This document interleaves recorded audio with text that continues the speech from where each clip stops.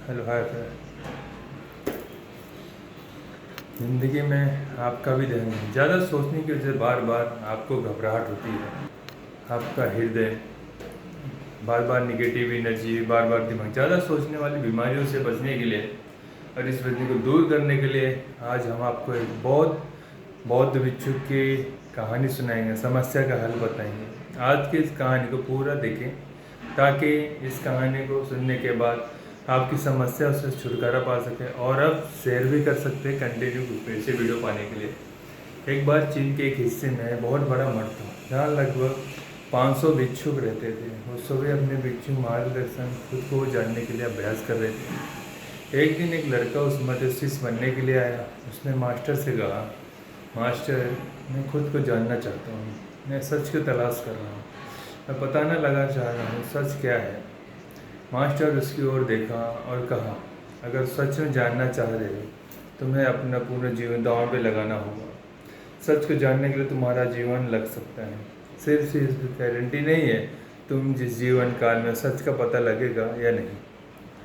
क्या तुम इसके लिए तैयार हो? शिष्य ने कहा, मास्टर, मैं यहाँ पीछे मुड़ने के लिए नहीं आया, मैं इसके लिए तैयार हूँ। गुरु ने कहा, अगर ऐसा है तो काम करो, इस मठ के 500 भिक्षु हैं, तुम इनके लिए चावल कूटने का काम करो। बस सुबह से शाम तक चावल कूटने का काम करो, जब तुम जो थका सोने चले जाओ। फिर अगली सुबह चावल कूटना चालू कर दे, उसके अलावा कुछ और मत करना, किसी और कुछ और चीज़ मत सोचना। बस इस रास्ते पे चलते रहना और दोबारा मेरे पास आना मत आना, ज़रूरत पड़े खुद तुम्हारे पास आऊँगा। उस लड़के कुछ आदेश का पालन करते हुए चावल कूटना शुरू किया।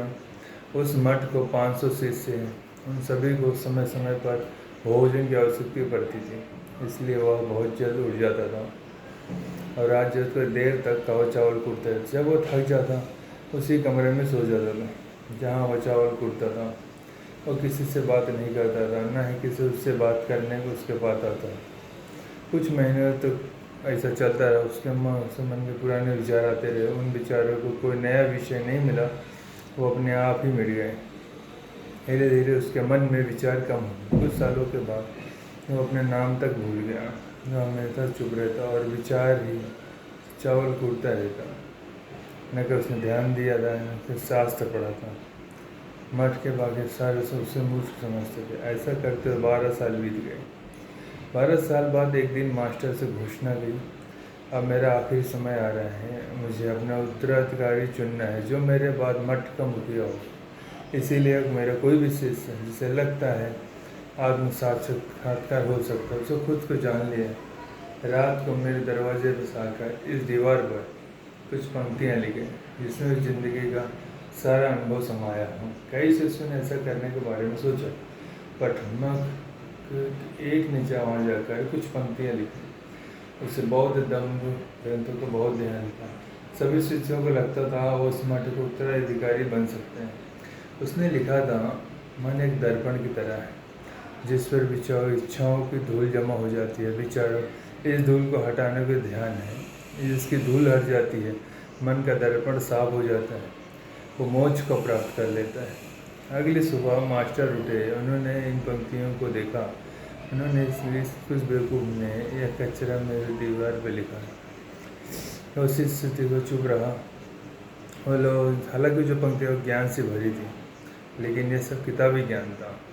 और शिष्य बहुत चालाक था। उसने पंक्तियाँ लिखी पर उसने अपने नीचे अपना हस्ताक्षर नहीं लिखी। वो स्वयं इसके बारे में निश्चित नहीं ये सही है या गलत, क्योंकि उसे आत्म साक्षात्कार नहीं हुआ था।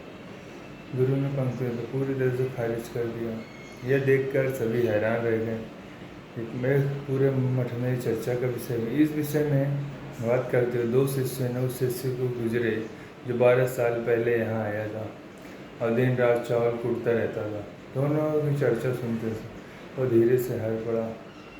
थोड़े से पूछा, वो क्यों हंस रहा? दोनों शिष्यों की नज़र में चावल कूटने वाला तुच्छ बिच्छू था। उसे किसी ने उसे ध्यान करते हुए देखा था, न कभी सांस पड़ते हुए देखा था। हर कोई उसे मूर्ख समझता था, बस चावल को ही जानता था। उसमें बहुत बड़े बड़े विद्वान थे, नजर चूटने चावल कूटने और किसी से मतलब नहीं था। इसीलिए वह दोस्तों मुस्कुराते हुए देखते हुए चकित रह गए। फिर इससे पूछा, तुम क्यों हंस रहे हो? उसने जवाब दिया, मैं इसीलिए हंस रहा हूँ मास्टर सही बोल रहे हैं। ये सब पंक्तियाँ कचरा है, इन पंक्तियों का कुल मूल्य नहीं। फिर दोनों ने पूछा, ऐसे पंक्तियाँ लिख सकते हो या उससे भी बेहतर? चावल पीसने ने जवाब दिया, क्योंकि मैं अनपढ़ मैं नहीं लिख सकता, लेकिन कुछ पंक्तियाँ कैसे? अगर उन पंक्तियों में लिख सकते हो, मैं तुम्हारे से जानने की तैयार हूँ। ठीक है। फिर मास्टर कमरे के बाहर चावल कूटने वालों कुछ पंक्तियाँ बोली।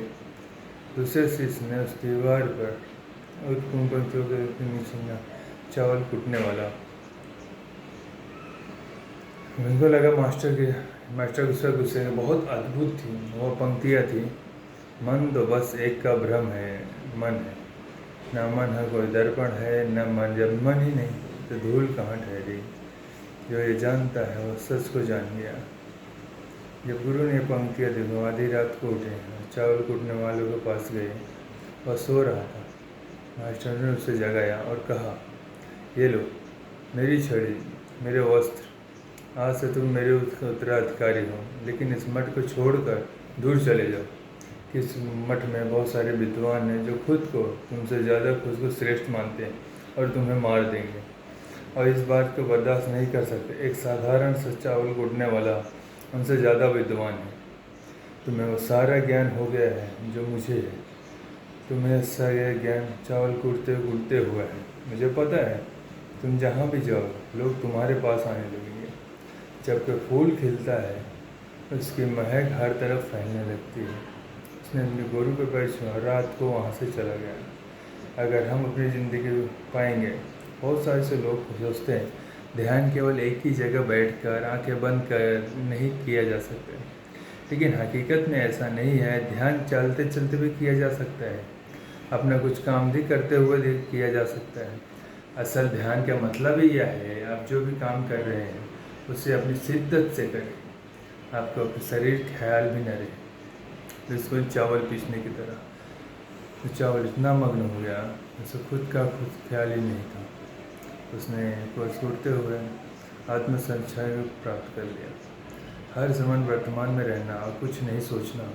मन तब तक ही है जब तक विचार है।